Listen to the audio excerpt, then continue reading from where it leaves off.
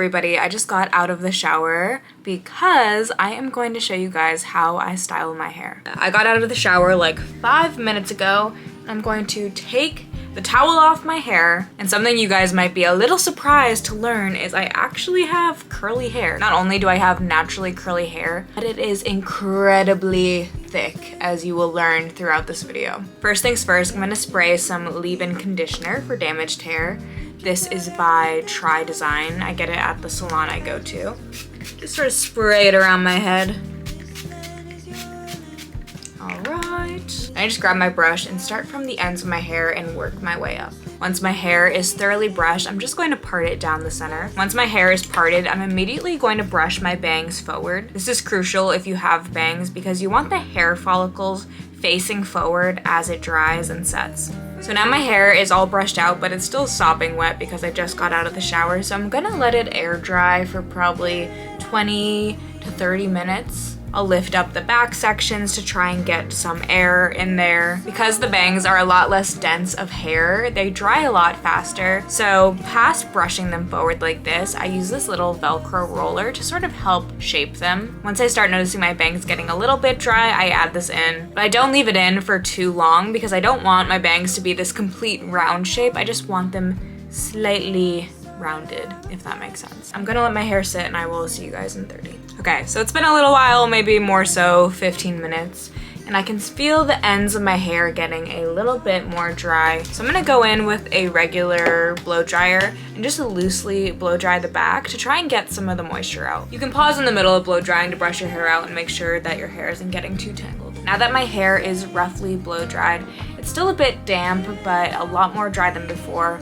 I'm going to use my Old Faithful Revlon blow dry brush. I've had many a Revlon blow dry brush. They are the more inexpensive option of all the blow dry brushes, but they do wear down, especially if you are blow drying thick hair like mine. One day I really want to try the Dyson, but I think my hair might be a little too long for it. What I'm gonna do here is separate my hair into 2 pigtails, and then with this half of my hair, I separate it into 2 again and twist the front piece away from my face, wrap it over my head, and secure it with a few clips. I find it to be a lot easier to blow dry my hair when it is separated. That might just be because I have a lot of hair, but do whatever works for you guys. I grab a 1-inch piece of hair, then brush it out using my regular brush. Then, going in with the Revlon, I go behind the strand, allowing the hair to fall on the bristles as I drag the brush away from my head. Then I sort of alternate putting the brush in front of my hair, making sure that both sides get dry. I do this entire process on my entire head. It's pretty easy, but a bit time consuming. I know using blow dry brushes aren't the best thing for your hair, but it's the easiest method for me, and because I have so much hair, I'm not that worried about it falling out. My friend nostalgia, I found you when I heard the sweet sound of the ones who I once knew so well. In a voice memo from years ago, we were laughing about some nonsense. Oh, how I miss those friends. Circumstances made it so that I'll never see their faces except for on the inside. Alright, I just finished blow drying my hair. It still has a lot of calming down to do. Typically, I will blow dry my hair the night before and then curl it the morning after. So I'm going to sleep on this to let it calm down a little bit, and then tomorrow morning, we're going to curl it. Hey, it is the next morning, and now we are going to curl our hair. I use the T3 curling iron. I believe it's 1 inch or 1 1/4. So, the trick with curling your hair. Once again, I have so much hair that I don't really need help with making it look more voluminous. So there's sort of 2 ways that you can style it. The first way you can curl your hair is have every single piece going away from your face, like so. This helps less with volume, but creates a more uniform curl pattern. But what I'm going to be doing today, and what I've been doing most recently when I style my hair, is sort of alternate the direction of the curl with different chunks of my hair. To start, I just separate my hair into 2 again. Because I have so much hair, it's just helpful to get some of it out of the way. For the heat setting, I typically heat it to the middle mark. Once the curling iron is preheated, You just grab a small strand from the back. The smaller the strand, the better, although it can be a bit more time consuming. It's typically worth it. So with the strand of hair, I'm going to place the curling iron behind it and then wrap the hair around, leaving about an inch of hair off. Once I've held this for a few seconds, I let it drop into my hand, and there is a very curly curl. I'm just gonna toss it to the back and grab the next strand.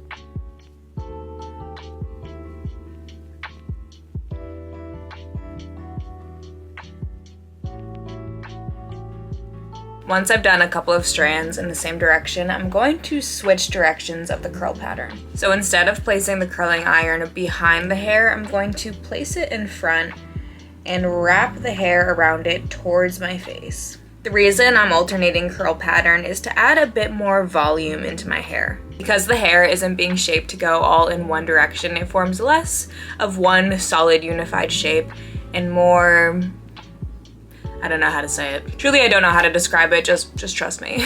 Once I've had a few going towards my face, I switch directions again. And you're basically going to do this up until the very front section of your hair. Once you reach your face framing pieces, you want those all to go away from your face. More of this another year. All these ramblings in my head. No fake friends say in my ear. All this dumb shit that you said. I thought I'd heard the end of that. I thought that we were more grown up than this, but I guess. Alright, I'm finally done, and it looks crazy. I know that it looks crazy. Next, I'm going to grab my hairspray. I use Goldwell Perfect Hold, and I'm just going to lightly spray around my entire head. Be careful not to use too much hairspray. Now you don't want to brush out these curls for as long as you possibly can. Typically, I wait around an hour just so they can really fully set. I know it's hard to wait, but trust me, it's worth it. You can go eat something, do your makeup, just set the curls aside and forget about them. It's been an hour, I just had breakfast. Now it is time to brush these curls out. First, I'm just gonna start with my nails and start from the bottom and work my way up. Once I'm done brushing it out with my hands, I go in with my hairbrush.